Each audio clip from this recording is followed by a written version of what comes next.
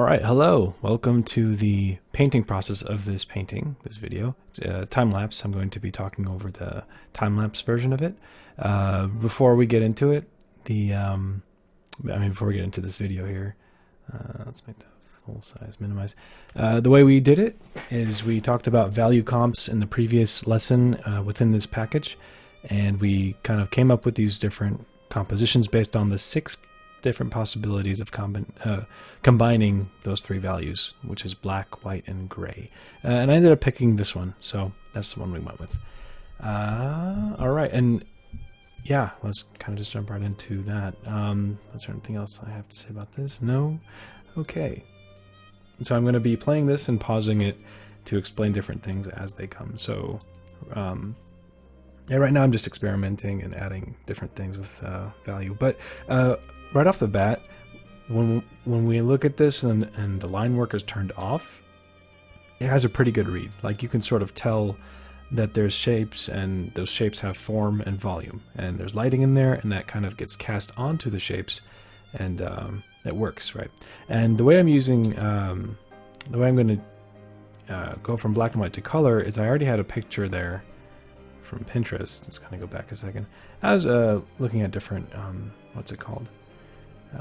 Hue and saturation possibilities, but I ended up going with the default of what it already was. But I took that image and then I set it to overlay on top of everything. Now, the tricky part here is you smudge around all the pixels and the colors on that layer. It's set to overlay over here. But you have to kind of be careful with the color groups, or I'm sorry, the value groups. So for example, when you're looking at the image, all the darks and the reds and the deep magentas, those are the colors you would use in overlay on the darks over here. Because if you try to use those same darks, if you color pick it on the light, it won't look right. But if you use the blue on the light, it will look better. So that's sort of what we're about to see here, where I kind of test that out, and I'm using the airbrush on overlay and only placing the colors in accordance with their value, right? So, but either way works, where you can kind of smudge around the image that you already have, or if you want to do it by hand, either way is valid. So anyway, here I'm just explaining how to blend. So the blending of red to blue, it works fine, and it kind of creates this sort of purple in the middle. But what I'm talking about here is something called a transitional color, where you go from red to sort of orange or yellow, then blue, instead of going straight to it. And here I'm putting that yellow color between the red and blue at the transitions of the core shadows and things like that. So that's what's happening there. So right there, what I'm doing is I circled the 3 focal points that I want to paint, and I'm telling myself these are the areas that I'm going to render the most, and everything else is sort of just supportive. It's there for support.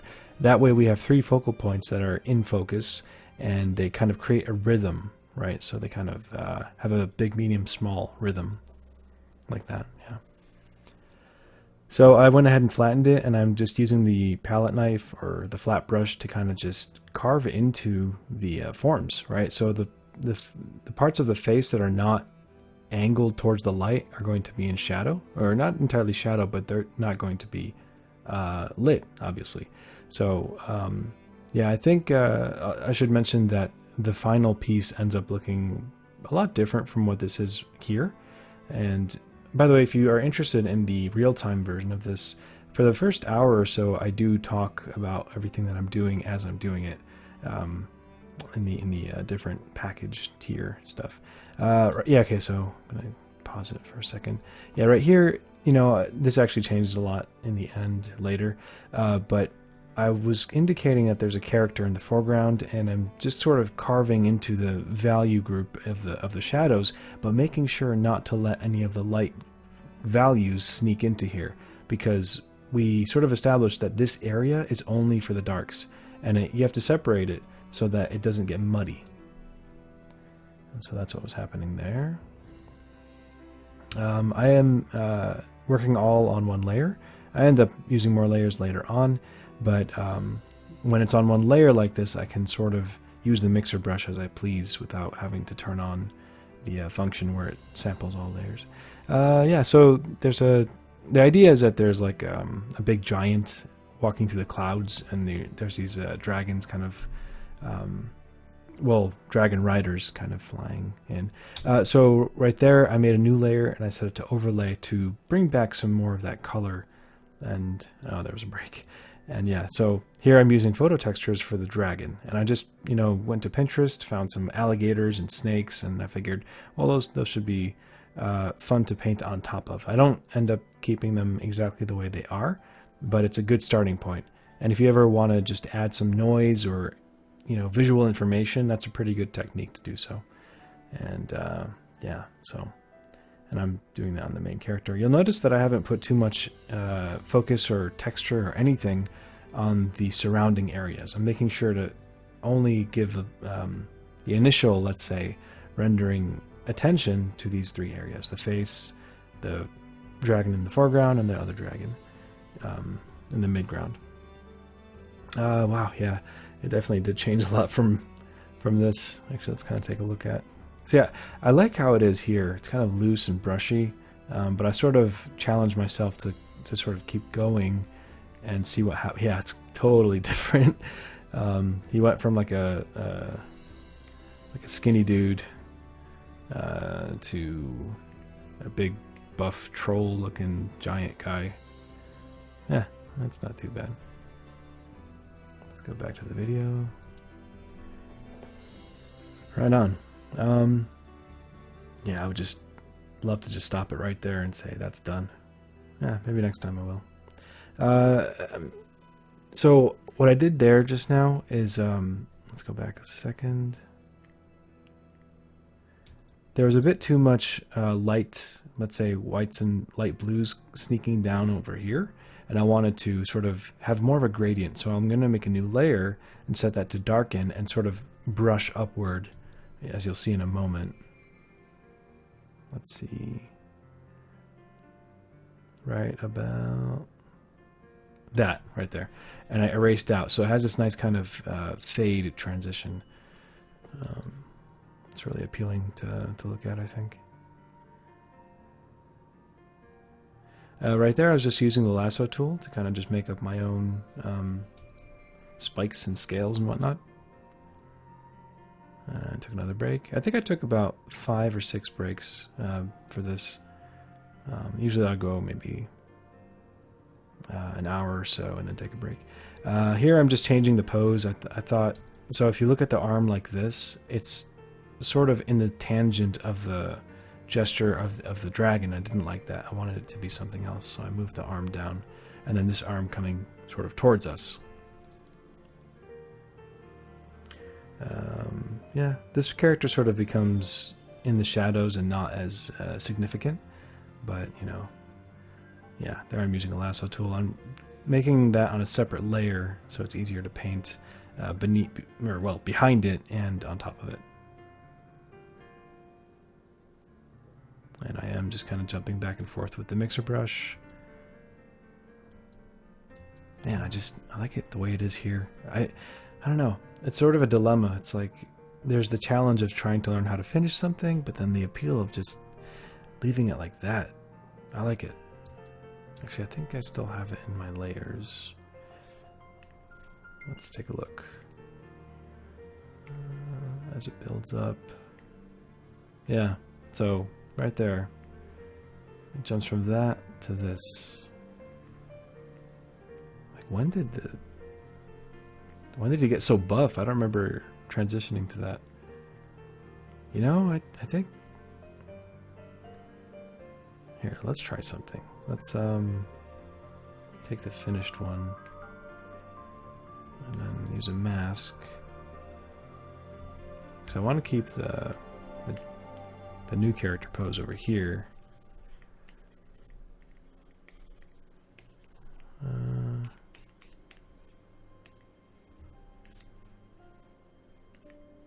I'm just erasing out using the white on the mask.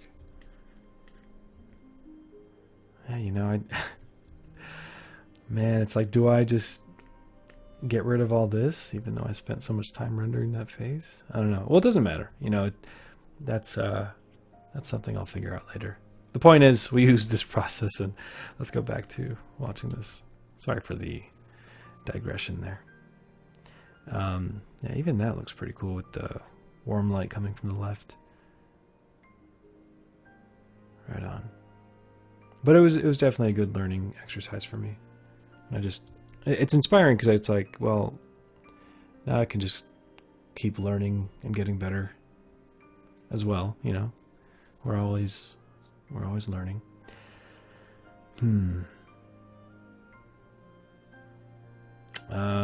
Yeah, so there's not really much happening that I could talk about.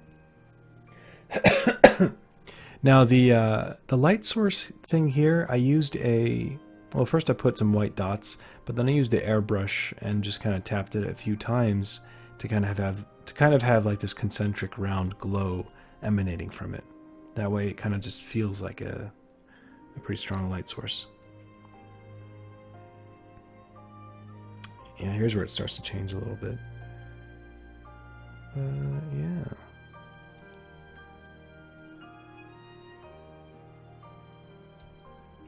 Just gonna look at the other version again.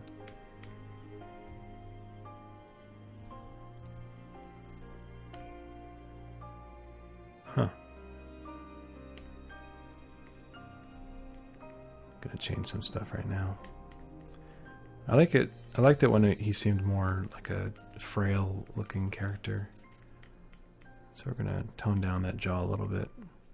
Sorry, I know this is not really supposed to be part of the tutorial or the time lapse.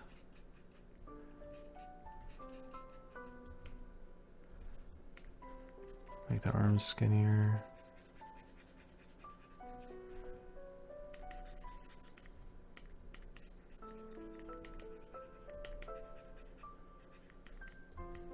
Yeah, it's a little better. Okay.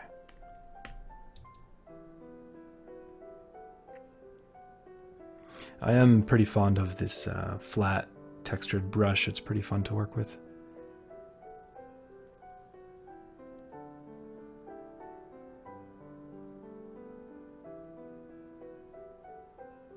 So right there, I'm sort of drawing on a tattoo. I thought it would be cool to have some kind of tribal markings or something to show a bit of the, I don't know, culture of where this giant came from.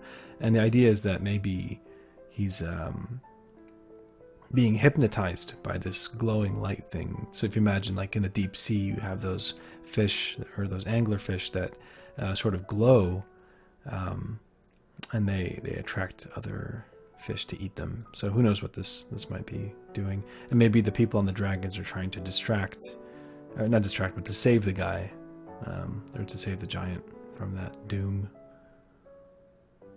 So right there, I was using a high pass layer. Basically what that does is, if you set it to like 2 or something, you can take that layer and set it to overlay, and it will sharpen all the edges. So look at the difference between that.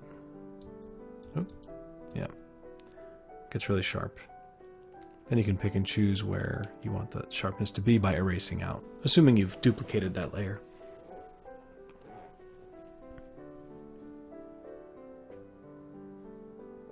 So right there, I'm just adding some clouds. I felt like it was a bit too empty in those areas.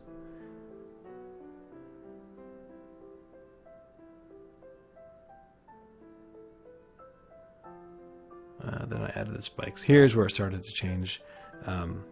It went from this frail looking character to more of a beast because of all the spikes that I added onto him. But, you know, that's fine. Then I changed up the hair, or whatever that is on top of the head there. It's a bit tricky because, I don't know, there's really no prompts or any kind of specific design, let's say, yeah, you know, design brief that I'm supposed to follow. It's just I'm kind of going at it, whatever comes to mind, and letting it be what it is. So, yeah. And you know, I think I say this a lot when I do these, but I definitely learn a lot from each one of these that I do, and I guess it should be the same for you. You know, the more paintings you do, the more you learn. I think something that I learned is definitely allow yourself time in between the breaks to sort of have a fresh eye on your piece. Now here's where I started refining the details on the face. Now I'm sort of cross-hatching using just a kind of flat round brush, and once I have like the cross-hatching in the, let's say, along the form, then I'm going to use the mixer brush to sort of blend those little hatchings in. And here I was kind of refining the tattoo as well. Yeah, there I am with the mixer brush, kind of blending in the little hatch marks. I don't know. I think it looks all right. Man, it always looks good at first, and when it's loose and where nothing is really refined yet. But as we refine it, you kind of lose it. So yeah, there I'm just erasing out a darken layer so that the face is more round. Yeah, there was refining the rib cage. I guess that's where he started to look more buff, because I made the rib cage bigger. And I really wanted to know where the shadows were for the rib cage there. So that's what I did for that.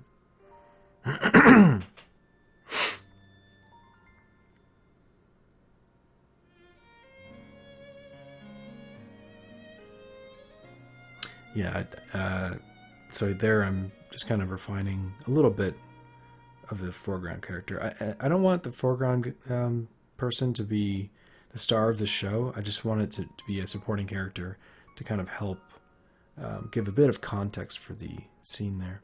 Now right there I'm just kind of indicating the specific muscles. You have the bicep, the extensor carpi radialis, and the brachioradialis coming from the humerus bone up here. So I really wanted that highlight to hit there, like that. And then I also added tattoos there as well.